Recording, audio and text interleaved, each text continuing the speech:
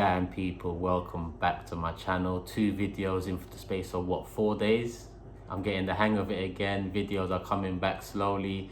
Make sure you got the notifications tab on so you're getting notified, because my videos are coming back slowly but surely.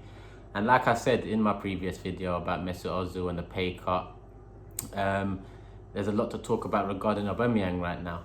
If you've been a subscriber on my channel for a little while, you would have seen my opinion on him and the contract situation already.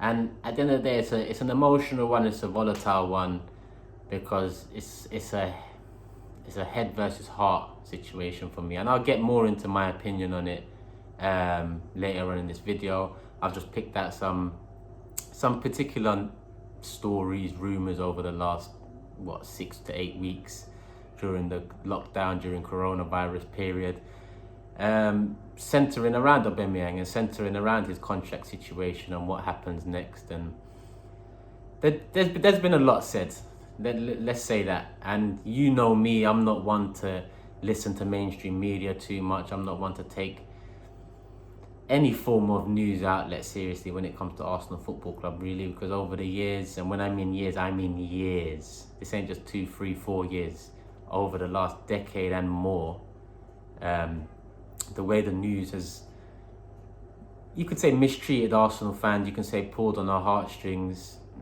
When I've opened my eyes, so hopefully a lot more fans do open their eyes when it comes to mainstream media, and not only sports, not only Arsenal, but in news in general. But that's a debate in itself. I know a few people in the comments on my last video did say do a few videos on other things going on in the world, which I might do. I might bring that in. We'll see how it goes. But the most recent news on Aubameyang, I say recent news, but again, BBC Sport did tweet it, and it was doing the rounds on Twitter. It did pull on heartstrings again, but people don't focus on the wording. The tweet wasn't coming from BBC itself. The tweet said a news roundup, mainstream media news roundup, the paper talk, the gossip pages, the headlines, the exact thing I despise. News, mainstream media on Arsenal Football Club. It's annoying. It's annoying to say the least. But the news is Arsenal pull out of contract talks. Now, the reason I did pull that out was because at the end of the day, the contract talks have been going on for a long time, 7 to 8 months. So it's something that it sounds realistic to me. It sounds like something that's credible. It sounds like you have to cut it somewhere at the end of the day, especially when it's coming to a period that, well, we don't know if it's coming to a transfer period, but it will eventually come to a period where clubs can buy and sell again. And when that period comes, we need to know what's happening with Aubameyang. I've said before, we can't keep him for his final year and let him go for free. Has my mind changed on that? Potentially, but like I said, we will go into that a bit later on in the video. But 7, 8 months of negotiating, it says it all, to be honest. It either says Arsenal are not offering enough, or it says Oba is not interested. It's one or the other, or a bit of both, to be honest with you. I also picked that a couple of days ago. Aubameyang's dad on Instagram, he reshared a photo of Aubameyang signing for Arsenal Football Club, and he was in the picture too, so he was tagged in the picture, and it caused a bit of a stir. Probably it caused more of a stir than it caused a big stir, actually, definitely more than the rumours today about negotiations ending. But as someone who uses Instagram quite a bit, you reshare stories generally as sometimes as giving back to the people that follow you, that subscribe to you. Sometimes you just reshare it, not really looking into what you're actually resharing. Obviously, nowadays I'm a lot more diligent with that, but certain people are not social media savvy, especially, let's say, Aubameyang's dad at his age. So I didn't really pay too much mind in that. When I saw it, I just thought, listen, he's just resharing the photo. So at the end of the day, for me, again, it's not mainstream media. It was Aubameyang's dad. That is fact. It was a picture of Aubameyang signing, and it had a quote, it had some text there saying, do the right thing. and that's what really caused a stir. But in my opinion, it's neither here nor there, to be honest. And yeah, to be honest, other than that, obviously you get the general. He's gonna sign, close to agreeing. Aubameyang, no, he's not gonna sign. You get the normal headlines. You see them on Twitter. You see them in the newspapers, on the news, paper, websites, and whatnot. I mean, in reality, all it is bollocks. Like, I can't keep on stressing that enough. People might say, "Yeah, you keep on going on about it," but sorry, people. Yeah.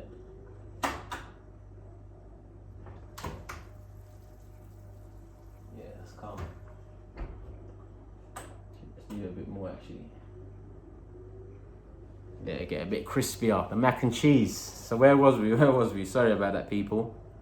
Yeah, I want to get into the, look, a lot of what centers around this Aubameyang contract is fees, wages, money.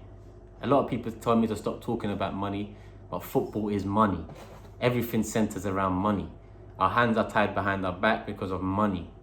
Arsenal Football Club are not where they are right now because of money. Well, I mean, not where they should be or where we want them to be because of money. I did again mention this a few months ago. I think it was probably December times, where a financial loss was going to be announced. The first financial loss since 2002 that has been officially announced now. I think if you look around February times, a £27.1 million loss was made. And that's the financial year ending May 31st, 2019. Now, bear in mind we went to the Europa League final that year, and bear in mind our Premier League performance was probably a bit more consistent than it was this season. So for me, that's very worrying, considering the season we've had this year in the Premier League, considering the season we've had this year in the Europa League, going out in the first knockout stage to Olympiacos. We're bound to make a loss, let alone the impact of coronavirus. Do you know what I mean? Arsenal are not making the money we would make right now, but everything else, look at the wages. Let's say the wages are 5 million a month. 12.5% of 5 million is about 600 and something K. Arsenal would still, or Kroenke would still have to be paying 4 point something million. That's just towards wages. So at the end of the day, it's something that money needs to be talked about. It needs to be talked about. So just checking that again. And you compare that to May 31st, 2018, when we made a £56.5 million profit. It's not looking good, both on the pitch and in the books, to be honest with you. Like under Wenger, a lot of the years it was about he was a good businessman and this and that, but lo and behold, look what's happened to Arsenal as a business over the years. Less and less money being made, more and more mismanagement causing more and more losses financially. And I mean that on players, on everything. And I want to touch on Josh Kroenke as well, not anything recent, because he ain't got the balls to come out and say anything and speak on it. But in the summer 2019, he did say we have a Champions League wage bill and a Europa League budget. And look, I'm going to pick out a few, and you know the first I'm going to pick out. Ozil on 350k, Mickey I think it's on 200k, maybe more. Mustafi, Socrates, Luiz, they're on 100k each, 90 to 100k each. We're paying 300k a week for Mustafi, Socrates and Luiz, and there's barely a defender between them. Let's be honest here. Let's be utterly honest. So you can see where the money's being misspent, misplaced. You can see where it's tying us up financially in the transfer markets. And like I said, with coronavirus right now, who knows what's going to happen on the other end for Arsenal Football Club.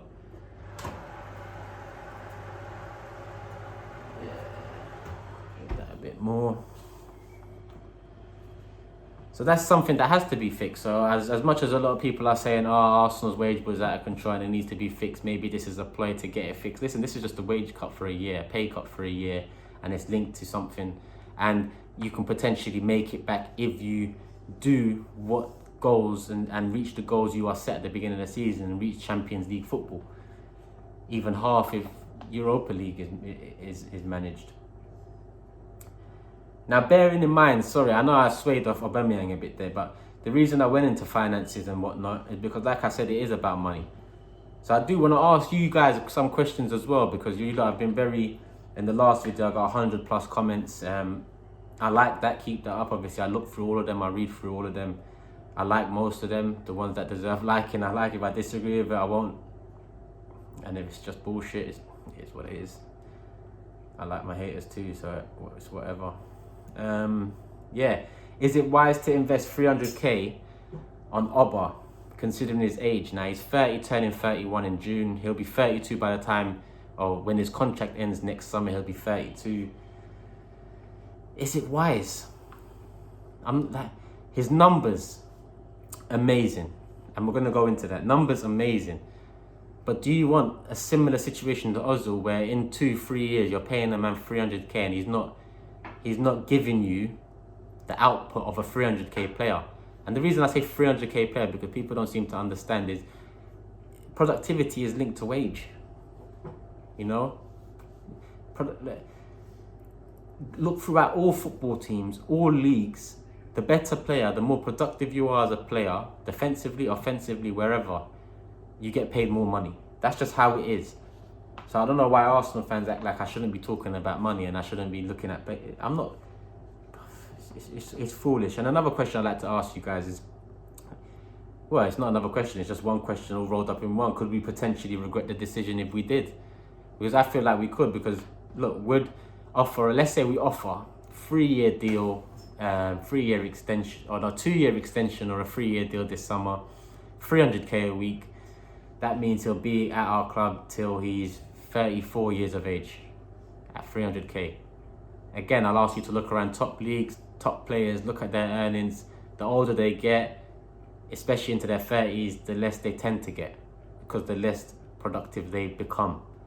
Just part and parcel of football.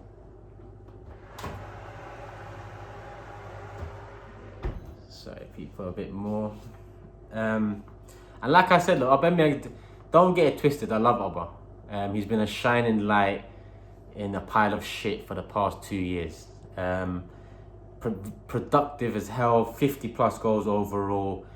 One thing I want to mention is his adaptation to the left wing role has been great, in my opinion. I mean, I didn't see it happen. I thought his productivity would be impacted. He is still better up front, in my opinion. But on the left wing, he's done very well to assist Saka and Saka's adaptation to the left back role. He's done very well to captain the side and turn the corner from the Granit Xhaka, Unai Emery captaincy fiasco.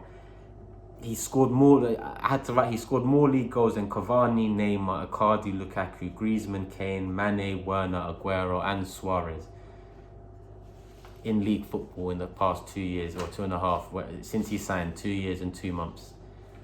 Like, the proof is in the pudding. Top class, top striker. By the end of the day, Arsenal have to be smart about things now. We have to look at things differently. We need a long-term plan. And that long-term plan might mean letting go of Aubameyang. And that's where we go more into my opinion. And the player I just finished with there in terms of Oba's got more goals than him is Luis Suarez. And I want to touch on him because I mentioned it before, but Liverpool selling him was like the start of the catalyst of their resurgence and their success right now, in my opinion. I think it was 2014, 2014 they sold him. It's not the players they bought then, because they did make some mistakes. And then I think the next year they sold Raheem Sterling. I think it was 2015 they sold Raheem Sterling. And then a few years later they sold Coutinho. So, yeah, that's looking good.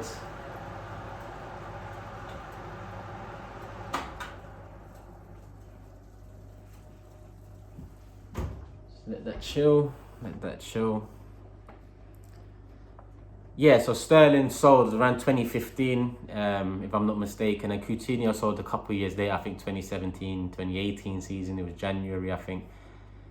70 mil for Suarez, roughly, 50 mil for Sterling, roughly, 140 mil for Coutinho, roughly.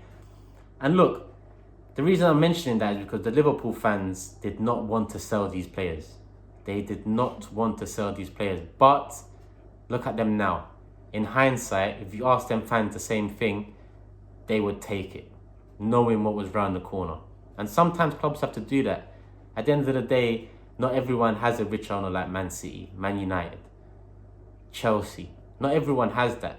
And Arsenal are one of those football clubs that doesn't have that. We have that, but he's tight as hell. He ain't gonna be doing no big business like the City owner and potentially Newcastle owner. So it's something we have to look into. The way Liverpool have come back up is something we have to look into. And they could afford to make the mistakes they did make on some players.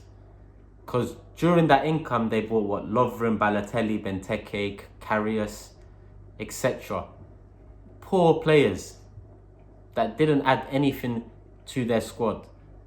But because of gems they found in Mane, 35 mil, Salah, 35 mil, Robertson, 8 mil, Firmino, 35 mil. In that time frame, it was a success. Their turnaround from those sales were a success. And on top of those players, you add in Alisson, you add in Van Dijk, huge fees, yes, massive fees, yes. But it completes the transition. They sprinkled what was needed on top of the great business they did in that 3-4 year period, moving on from Suarez and Sterling. They done some great piece of business. And obviously with Coutinho's sale, they had a choice to make. Keep the profits and, you know, be this self-sustaining or invest bit parts to different places. No, they just went, this is it now. We can see something coming. Alisson, Van Dijk, 70 mil, whatever it was. And look what they got, a Champions League and a Premier League. Look, they're the winners of the Premier League this season. Whatever happens, in my opinion, I look back at this season and I know they were the best team by far. So in my opinion, it's something that maybe a model that we can follow, maybe a shining light for us in this shit situation, because we shouldn't be in this situation. Ideally for me, Oba would still have 2-3 years left on his contract anyway, because we would have handled business properly and gave him a proper contract or looked into it a lot earlier. But the Arsenal way, it doesn't happen like that. So we are in this situation, and I've got to think realistically, and in my opinion, rather than giving 350k, yeah, I'd offer a year extension, bringing it to 2022, giving them a slight boost on that wage as well, and saying, look, next summer we'll sell you 250k extra for a year, maybe even 300k, it's only for a year, and then we sell him next summer and we can move on in that manner, because he is getting older. Like, let's not kid ourselves, players they have a lifespan. And as much as Aubameyang has come acclimatized to the league the way he has and scored, the goals to game ratio is insane. There is a limit, there is a capacity, and we need to do good business. 56 mil is the quoted numbers. Inter Milan are quoted to be interested. If they are, Martinez might be going Barcelona. We can't sell to a Premier League club again. I saw DT say it recently on Twitter. We can't sell to a Premier League club like Chelsea, United, Man. I'm tired of it. We need to get back to where they are. Selling another star right now, like, oh, come on. We need to move on from that period, because it's been from Invincibles up until now, up until when we're selling Sanchez to United. The pain in between those years, come on, let's turn that corner now and let's handle business properly. Like I said, you might not agree with my opinion, but obviously I've kind of rounded it up as best as I could. I think the smart option is to maybe add a year on and give him the 300k for the next 2 years.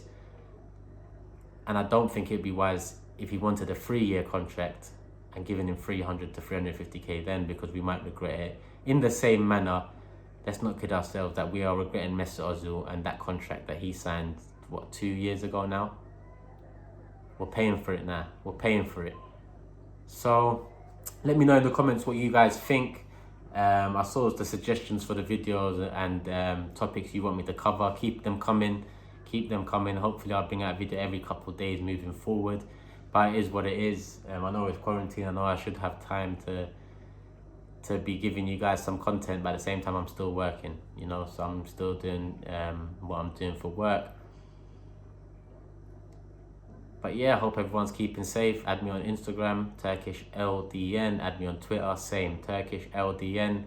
Keep on supporting, keep on sharing, liking, commenting, doing all of that stuff, people. Until the next time, I'm out. Love, love, love.